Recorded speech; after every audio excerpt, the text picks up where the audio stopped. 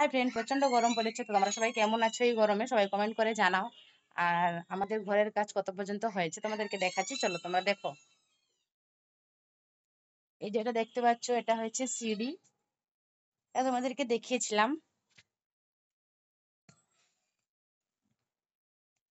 এই যে এইগুলো হয়েছে মিল্টন। এইগুলো কাজ চলছিল কিছুদিন ধরে, এগুলো কাজ চলছিল, আর 4-5 দিন হয়ে গেলো এগুলো ফেলা হয়েছে। পুরো রুমটা দেখো, যে সেখানে একটা, এখানে একটা।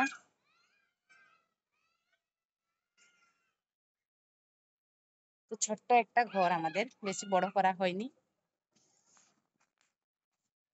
কারণ আমাদের জায়গাটা খুব শর্ট। মানে এই জায়গাতে 5 জন ফ্যামিলি থাকে। সেখানে একটা দেখতে পাচ্ছ বড় ঘর, তারপরে একটা, তারপরে এটা আমাদের, সেখানে আরো দুটো ঘর আছে।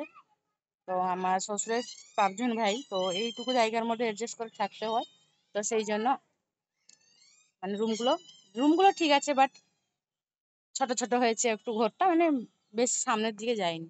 আর যদিও সামনের দিকে যেত, আমাদের সেখানে পুরনো ঘর আছে, তো ওটাকে ভেঙে দিতে হবে। সেই জন্য সামনের দিকে করা হয়নি, কারণ ভেঙে দিলে বৃষ্টির দিন আছে সামনে, কারণ এবছর ছাদ হয়তো নাও পড়তে পারে।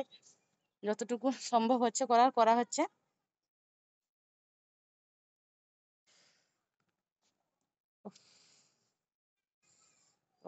বিকেল বেলায় ছাদের উপরে ঘুরছি, এই যে দেখতে পাচ্ছ।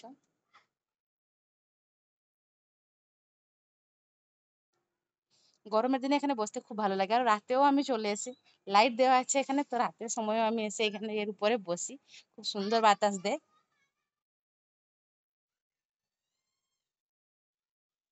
যে হচ্ছে আমার স্বপ্নের বাড়ি এটা। ছোট হতে পারে, বাট আমাকে আমার মনের মতন হয়েছে। এটা হচ্ছে আমার রুম, সেটা হচ্ছে আমার রুম। দেখতে পাচ্ছ, এটা সিঁড়ি। আর সেখানে দেখতে পাচ্ছ লাইট জ্বলছে। তাদের ঘরে আজকে মনসা পূজা হয়েছিল, তারপর রাতে মানে নাম বসবে ঠাকুরের।